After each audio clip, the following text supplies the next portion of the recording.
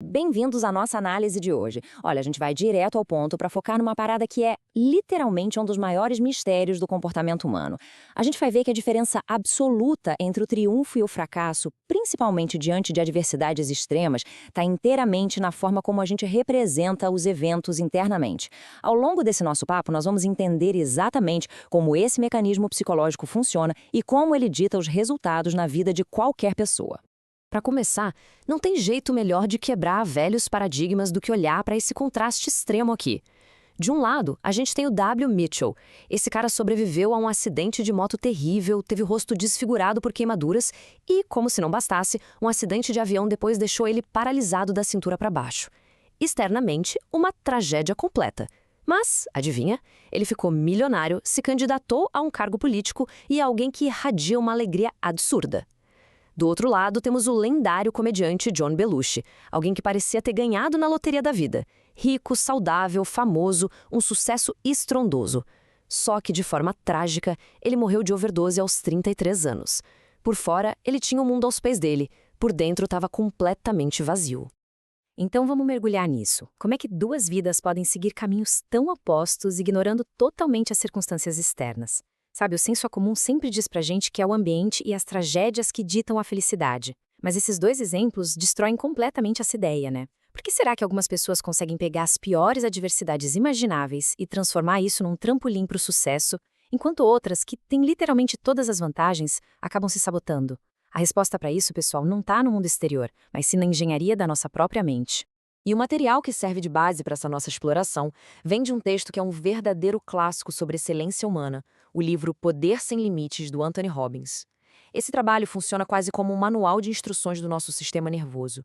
Ele desconstrói, com uma precisão cirúrgica, as estratégias e os padrões mentais que separam quem atinge a maestria de quem vive no desespero.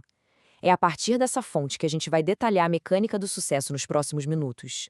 Seção 1. O poder da representação interna. O ponto-chave aqui é entender de vez esse conceito de representação interna. A grande sacada é que a gente não vivencia a realidade de forma direta. O que o nosso cérebro processa é só uma tradução. É a maneira super específica como a gente escolhe, mesmo sem perceber, visualizar imagens, ouvir sons e sentir emoções sobre um evento dentro da nossa cabeça. Essa representação cria, na mesma hora, um estado neurológico no nosso corpo. E é justamente desse estado que nasce todo e qualquer comportamento. Se a gente muda a representação, o estado muda. Se o estado muda, o nosso comportamento se transforma da água para o vinho. Para ilustrar isso, a história trágica do Carl Wallenda prova o perigo fatal de uma representação interna focada na coisa errada. O cara era uma lenda, um mestre equilibrista. Durante anos ele operou num estado de sucesso inabalável simplesmente porque a ideia de cair não fazia parte da representação mental dele. O foco era 100% na travessia. Mas aí, de repente, a chave virou. Ele começou a comentar com a esposa que estava se vendo cair. Pela primeira vez, ele deu para o sistema nervoso a imagem vívida de uma queda. E olha só que loucura! Apenas 3 meses depois de começar a focar consistentemente nessa imagem negativa, a tragédia aconteceu e ele caiu para a morte. Isso mostra que focar no que a gente não quer acaba criando uma verdadeira rodovia neurológica para que aquilo aconteça. E essa mesma mecânica se aplica aos nossos desafios diários de saúde mental. As pessoas costumam enxergar a depressão como um invasor externo ou uma condição permanente. Mas, de acordo com a nossa fonte, muitos indivíduos mantêm estados depressivos justamente pela forma como estruturam as próprias memórias. Eles pegam as experiências ruins e representam na mente com imagens gigantescas, barulhentas e muito próximas. Por outro lado, as memórias felizes são jogadas lá para o fundo, ficando pequenas e distantes. Ou seja, a estrutura da memória muitas vezes dita o peso da nossa dor. Seção 2. As mentiras úteis. Olha, o termo usado aqui é intencionalmente provocativo, tá?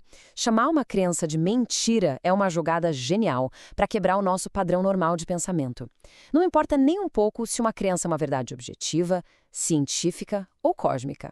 A única coisa que interessa de verdade é, essa crença é útil, ela te impulsiona a agir. As chamadas mentiras do sucesso são simplesmente perspectivas que a gente adota pelo único motivo de que elas produzem resultados extraordinários e enriquecem a nossa vida. E aqui entra a primeira dessas crenças fundamentais, abraçar a ideia de que tudo acontece por uma razão, por um propósito, que no fim das contas vai servir para alguma coisa. Vamos lembrar lá do Ed Mitchell, do comecinho da nossa análise? Como é que alguém sobrevive a ficar paralisado e desfigurado sem se afogar na amargura? Aplicando exatamente essa crença. Ele forçou o próprio cérebro a focar incansavelmente naquilo que ainda era possível. Diante de qualquer pedreira, a estratégia é procurar a semente de um benefício equivalente.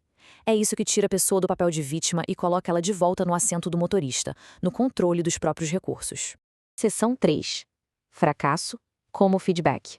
E essa citação do Shakespeare ilustra brilhantemente a essência desse problema. Ela captura a nossa paralisia com perfeição. O medo de tentar, que nasce da possibilidade de falhar, cria uma representação interna tão aterrorizante que é garantia certa de limitação. A dúvida é literalmente um veneno para a ação. E por quê? Simplesmente porque ela foca o nosso sistema nervoso num resultado horrível antes mesmo da gente dar o primeiro passo. Para combater esse veneno, a segunda mentira útil é bem radical. O fracasso simplesmente não existe. Sério, a palavra fracasso tem que ser deletada do vocabulário mental. O que existe são apenas resultados. Quando grandes líderes tentam alguma coisa e não conseguem o que queriam, eles de jeito nenhum veem isso como uma derrota pessoal. Eles enxergam apenas um resultado prático. Eles ganham experiência, recalibram a rota e tentam de novo, de um jeito diferente. O genial Buckminster Fuller descreve o aprendizado humano como um processo constante de tentativa e erro. Pensa no leme de um navio. Um navio nunca viaja numa linha perfeitamente reta. É uma sequência infinita de ação, reação, ajuste e correção. O navio desvia um pouco, o leme vai lá e ajusta. E a grande sacada é que isso é feito sem nenhum peso emocional, sem ficar carregando bagagem extra. Erros não são atestados morais de incompetência. Eles são só as informações necessárias para a gente girar o leme na direção certa. Seção 4. A fisiologia da excelência. A gente precisa entender que o cérebro não está ali isolado, ele opera num ciclo contínuo com o corpo. Isso quer dizer que a fisiologia e a representação interna formam uma via de mão dupla. Se uma representação mental ruim cria uma postura toda encolhida e abatida, o inverso também é uma regra de ouro. Alterar o corpo muda instantaneamente a nossa mente. A forma como a gente respira, a tensão dos nossos músculos, a nossa postura e até as expressões do nosso rosto estão o tempo todo mandando mensagens para o cérebro, ditando qual deve ser o nosso estado neurológico naquele exato momento. E é bem aqui que entra o poderoso protocolo de agir como se. Quando a dúvida bate, a ação mais rápida não é tentar forçar um pensamento positivo, mas sim alterar fisicamente o corpo. É literalmente ficar de pé com a mesma postura de alguém que transborda confiança. É mudar a respiração para um ritmo profundo, de quem está no controle. É adotar a expressão facial de certeza absoluta. Quando a gente coloca o corpo numa fisiologia de excelência, não tem jeito, o cérebro recebe o sinal de que a gente tem os recursos para lidar com a situação, criando na hora o estado mental que a gente precisa para agir com maestria. E assim, a gente chega à nossa reflexão final. Diante de tudo que a gente conversou nessa análise, fica muito claro que a diferença entre o sucesso contínuo e a dor paralisante é, na verdade, uma escolha estrutural e diária. A realidade externa pode até jogar uns obstáculos absurdos no nosso colo, mas a forma como a gente vivencia essa realidade é completamente moldada pelas imagens, crenças e posturas que a gente adota. Então, pensando nas adversidades que inevitavelmente vão cruzar o caminho de todos nós, qual é a representação interna que será conscientemente construída a partir de hoje para garantir o seu triunfo? Fica aí essa pergunta para a gente refletir fundo.